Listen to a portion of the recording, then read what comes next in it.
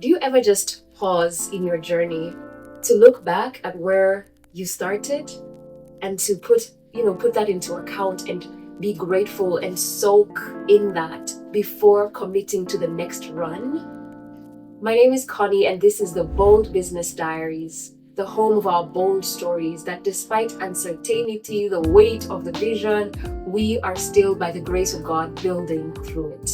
Today, I'm going to be sharing with you how I came to have and start a virtual assistant outsourcing agency all the way from 2022 to 2025. I'm going to pause and I'm going to take you with me as I honor what it means to have days of humble beginnings and not despise it.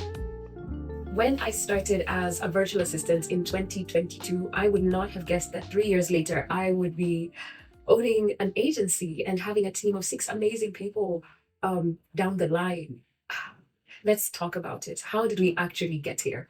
This is how I started being a virtual assistant and ended up in this industry 3 years down the line. We have so far to go, but I'm so glad that I get to document that 3 years after, allowing myself to be cringe online posting about this dream, this virtually yours. That's what it was initially called. So let's go down memory lane. How did it actually begin? It started with a need, a necessity. And I've shared this story before in my master classes and with anyone who asks me. I started out with a need, a necessity that when I was crediting my first business alongside my co founder, I needed a different source of income.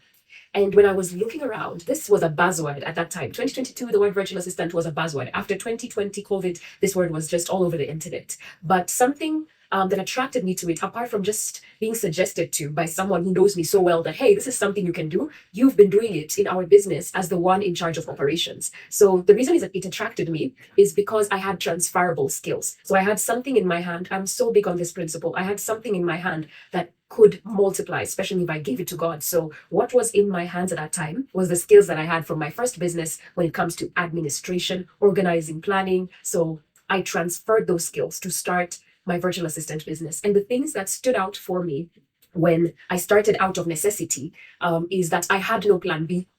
Literally, this had to work or work. So I gave it my all because there was no alternative plan that was distracting me. And I had to put myself, kind of all of myself in it, all my feet inside the circle, not just one foot. So I was all in with this risk. It was a risk. I knew that it's possible for it to fail or not work or to tire me out, but I still went after it. And I'm so grateful. 3 years back, 3 years down, looking back, I had no plan B, and it helped me to be so proactive when I was marketing myself online. I remember it was on LinkedIn. I chose LinkedIn to major on and to talk about my services. And when I was doing this proactively, I remember switching my mindset from looking for job opportunities or applications because I felt like I was, there's nothing wrong with that, but I felt like I was putting, my desires and my plans and my dreams in someone else's hands for them to give me their platform or their resources. And though I know that's a very valid way of getting jobs, I wanted to try out another approach, which is the entrepreneurship route, the route where I get to boldly create my own opportunities, use my voice, use my platform. I remember putting into use all that I had learned so far about personal branding, which in my masterclasses I always share is one of the things that set me apart and helped me to really attract my audience and my clients and my target audience, because I started to think that what people will be buying apart from just my services is me. Who am I? What are my values? What's my voice? What's my beliefs out there? What is my message, my promise? And when I put these things together when starting out, they were so key in kind of penetrating the market. But I did not have a plan B. Can we just, understand what that means? Because I think whenever we have a lot on our plate, on our table, we have options and we're giving each thing a bit of effort. But what does it look like when you give something almost 100%? The other thing that I experienced when starting out as a virtual assistant in 2022 was, once I got in and I had my first two clients by the end of December of the same year. Just to show you how much energy that was coming out of me when I had no plan B. I was back to back executing, my first client, the person who believed in me first, her name is Alexa. She at that time, love her. She at that time was a money mindset coach, and she curated something that was dubbed the first 100K Academy. And something that she taught me while I was working with her was not just starting with the newbie energy. So something that also I want to share with you when I was starting out was I started out with a very bold stance. Not because I had it all together or because I was 100% ready, but working with a money mindset coach allowed me to think in that moment that I don't have to speak as a newbie. I can also speak as a professional because I have been one and I am one. So instead of coming into the market, building my presence online from a very shy and timid voice, I remember coming out with a confident voice that, you know what, I want the person on the other side to know I know what I'm doing or I know my stuff, even if parts of the time I was, not too confident. So I projected confidence, I projected authority even in my content and when I was sharing, and coming off without that timidity, it made the difference in especially the first clients I had. Why this was so important that working with a money mindset coach allowed me to think about two things I hadn't fully thought about before, venturing further into the business as a virtual assistant at that time was the question of value. Value your work, not underestimating what you are bringing to other people's lives through your business. And it allowed me to start the pricing conversation and experience off of, I would say, a good foot. Definitely not the best, but it allowed me to have value and a language for the value that I have, that I am offering, what I'm giving to my clients, in exchange. I'm not just asking for handouts. I'm not just asking for money. I'm giving something back in return. And this work is valuable. It allowed me to start a kind of DNA within my business of understanding the value of the work I do. It's so important that we relate with the problems we are solving. That, and if not relate, understand the value that solution you have in your business is giving to other people. And this blessed my start. Like my first foot in, I would say the question of pricing, valuing your work, undercharging, overworking was something that by the grace of God, my first clients kind of supported me, and I was learning from their mentorship about this particular topic. Your first clients can really shape the DNA of your business. And I like to hear so many stories from my fellow virtual assistants when we share about moments we underpriced, we overworked, and it's good to learn from those moments because we start to set ourselves up in our business to give value and get value in return. It becomes something we're proud and happy to do. We don't end up along the way despising, detesting what we're working on simply because we're not being paid enough or we're overworking and it's not matching the value that we're bringing to the table. And that was my first experience. My first client set me up for something I did not see coming, and that was referrals. When you show up excellently at the level that you are, the excellence that you can, afford where you are, will always speak to who you're serving or who you're, giving these solutions to. I remember my first clients couldn't keep quiet about what I was doing with them and for them. I think I have maybe close to 10 clients that have come from one client who believed in me and also experienced the value that I had to offer. And it was like I would cry over this, like this is someone who saw what you could do and you did what you said you would do. Your promise, you delivered on it, and maybe even over delivered sometimes, and she gave me business that still reflects all the way till today. Like, and let's actually get to how we got to where we are today. The agency started from overflow of clients, right? And in 2023, I had one virtual assistant on my team. We were literally just a pair of two virtual assistants handling a pool of clients. Her name is Joy Michelle. She's so amazing. And what we did in that stage and what I learned in that second year, 2023, was I couldn't do it alone because now the clients were increasing. And so I transitioned to asking someone for help, someone who wanted to be part of what I was building. So someone could see. Humble beginnings are interesting because sometimes you think you're so invisible, no one sees, you're building alone. But the interesting thing is when Joy came in, I did not ask her. I remember she asked me, she noticed what I was building and she asked, can I be part of this that you are building? And when I looked back, I was so amazed because I felt you fit in the picture so well because I found so much value in who she was and what she had to offer. And it was an immediate yes. Didn't know I was trying to build an agency at this part. So we joined hands and we worked on the clients that continued to come in 2023. I still didn't think fully that this was going to be an agency, but we started to call ourselves one. This is when I also started to amplify our presence online, my presence online. My Instagram page at that time was Virtually Yours by Connie. And I remember the cringe in posting. It was so cringy to kind of like post. I remember recently I scrolled to kind of see how I was posting then. And when I look at the videos I was making, the photos I was making, the carousel posts, the very generic carousel posts. Oh my goodness, younger me. It was very cringe. I remember that's how I would feel sometimes. But I kept on showing up over and over and declaring and confirming that yes, this is our company, this is what we're doing, this is who we are. And I remember a third member of the team came in. Her name is Latifa. I met her through my second client in a networking session where I met her mom and we talked and we connected. And she became the third member of our team. And onwards we went with our humble beginning. Working with others definitely helped me. It gave me a sense of added responsibility, but at the same time, I felt that yes, I wouldn't do it alone. And more trust and credibility started to build the more we built our online presence. Because we are a digital company, we are in the digital economy. So it makes sense for our footprint to be felt online. And that brings me to another question of our humble beginnings, the fear of being seen, the fear of being seen trying. But it's a risk we have to take. It's a risk you have to take as you start, as you build, you're in your humble beginning. It's a risk you have to take. And this documentation, this episode, this diary entry is to remind you that you need to do that, because how will you thank yourself 3 years down or 2 years down, like I'm doing right now, for things that at that time felt very insignificant, somewhat small, somewhat invisible? So keep building even in the humble beginning. You need it so that you can have something to thank yourself after and to look back to and ask, is it worth even continuing to build? Right? I remember that when Noah was building the ark, he must have looked so crazy. And, like, what is this person doing? Who told them about this? Like, what are they seeing? Vision. What are you seeing? And can you commit to that which you are seeing vision wise in action and execution, even in the humble beginning? This particular like bold business diary is also quite a humble beginning for me. And I'm locking in not because I know fully where it will go, but because I know I want to try. Who else is somewhere there? Tell me in the comment section.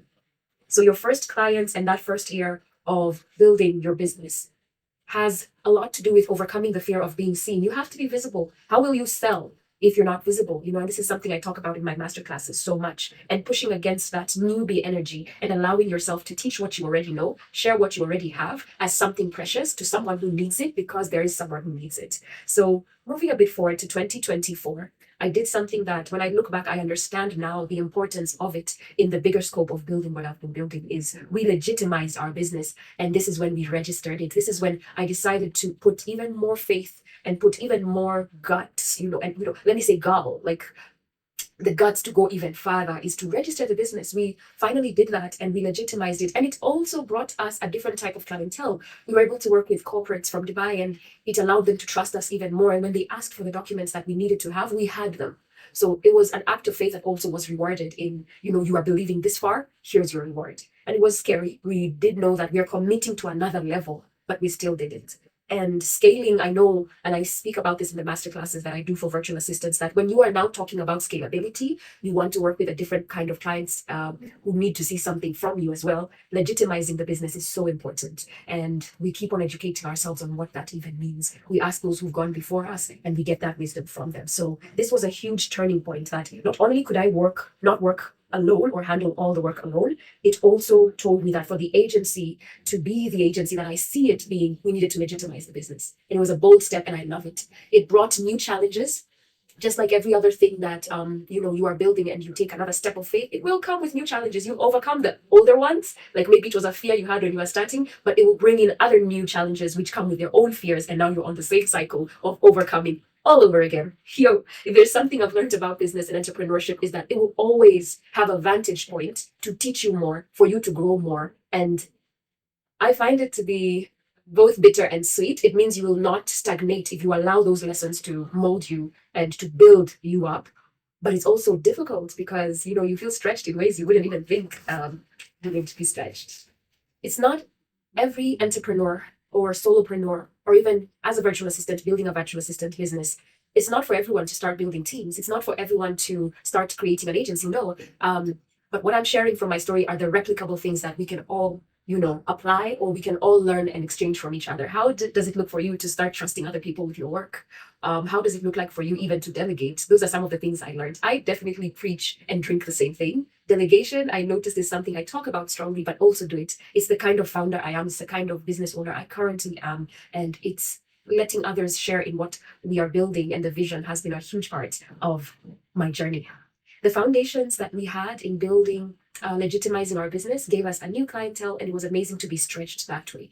But it also stretched me, and it allowed me to start to see other gifts within myself. It started to share with me other things I care about. My why started to evolve. And I've shared about this before. I started out with a why of necessity, a need to keep another business that's also a part of what I consider legacy. To me, I needed to start another income generating activity, but it grew, and the why started to evolve in year two, in 2023 and 2024, when we legitimized the business. I started to genuinely care about the burnout, overwhelm, and the work-life balance question. Oh my goodness, when it comes to business owners, founders, and visionaries, I started to care that there is an expression that sometimes is lacking in an early stage business, whereby the visionary has so many ideas that they want to see their business is so important in the ecosystem, what they're doing is so valuable, and it makes such a huge difference, but there's a gap in the execution, that I truly believe the virtual assistant industry is meant to solve in a practical, chewable way.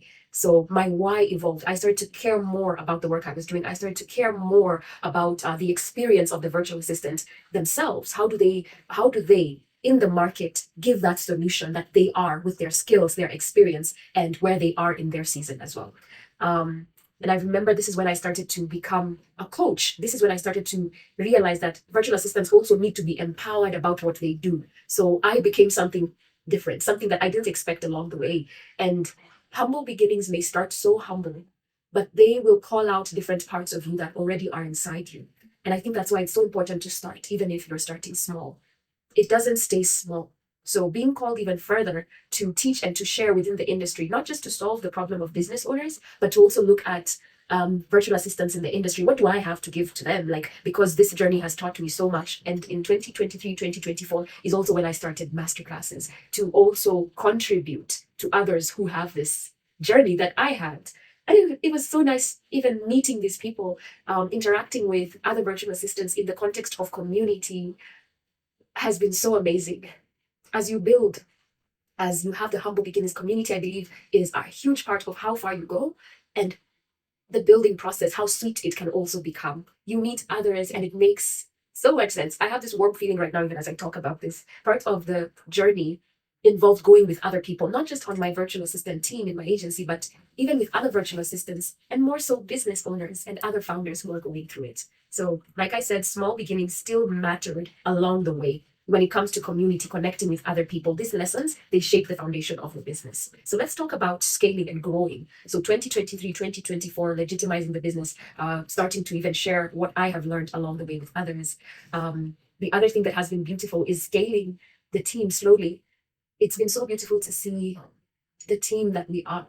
When I look at Teresa, for example, Teresa is this, so she's a mompreneur. She's working with us, and she works from home now after, leaving the 9 to 5 that she had. And she considered this to be more where she's going. When I see her meeting her client, for example, here in Kenya, when she flew from Dubai, how much joy she had and the fulfillment in her work when she's working with someone she loves. And I could talk about Latifa, who is like the youngest on our team, and how she teaches us boldness as a Gen Z, and how she brings such a unique perspective to our clients with what and who she is. When I look at Caroline, and how, as much as she leans on introvertedness, she has this way about her that she goes long with her clients. She locks in with businesses and walks with a business owner longer, and to build with them from when they are this size to this size. She blows my mind, honestly. We learned so much from her and her staidness in her work. Someone else we have on our team is Joy Michelle, who I learned so much in her style of confidence and eloquence. When she speaks, she already communicates to a certain type of client who needs a supportive hand, or an executioner who has that level of excellence in communication. I've learned so much from Mary, who is our administrator right now. Like, she's also super young. Like, she's younger than me, and I learned so much from her, and she's such a support to us. I think the joy of building a team for me and a virtual assistant agency is building in community, and just that exchange. Giving and also receiving has been a huge part of building, and the joy of it. It has made me a kind of founder that I want to continue to be. That profit is one thing, but impact is another. Looking at what the book says is one thing, but hearing someone say, I needed this. I needed what you are building. I needed this facet of this individual on your team for my business to succeed, or to even brave this stage. Because in business, some things are seasonal. You get to work with some people for a time, and things like that can change. this is just 3 years of growth. I am wondering where we will be 3 years later. So I decided to stop and pause here in year 3 and be grateful, be thankful, just marvel at the team that we are now. Today is still a small beginning or a humble beginning in its own way, in the bigger, like, picture of it. But I wanted to pause through this episode and just give thanks, be so grateful, soak in what it meant in year 1 to show up online on my screen and to say hi to a bunch of people who I was, introducing my business to, and to keep at it over and over. Allow my face and my voice to be seen, allow my story to be out there, and speak about delegation and speak to business owners who may experience what I went through. Because how many of you know that we embody some of these problems that we're trying to solve? There's a kind of founder, and I am that kind of founder who I experienced these problems myself before I started even looking to solve them. I was the business owner who was overwhelmed, burnt out, and needed to delegate. And when I did, it meant so much to me that it created what I am now looking to solve through the agency that I'm building. So this is a pause to honor what had to be done in the first days of the humble beginnings, and to pause and commit again to the humble beginnings that are here today, because I still go through the most in training, in creating systems, processes, structures, and even scaling is a new challenge on its own. Creating new goals that have bigger numbers, bigger impact, more value to give. But before I go on that journey again, I hope you can do it too, is to pause and to honor what you did to reach where you are now, and just marvel at it and allow that gratitude to build and to overflow and allow you to step into the next couple of years, step into the next couple of months. So don't forget to give yourself flowers and to honor that. I just needed to do that. When I look at where we are going, I can tell this is still a kind of its own humble beginning. And I'm taking those lessons from the previous days and putting them here, and I'm going to walk with them. So, yeah, I hope that helps. So that was it. If you are a business owner looking to delegate to a remote assistant, talk to us and we can link you up with a VA. Or if you're a virtual assistant and you want to find out how to launch your virtual assistant business, we can also help you with that. I can help you. That's it. See you in the next video.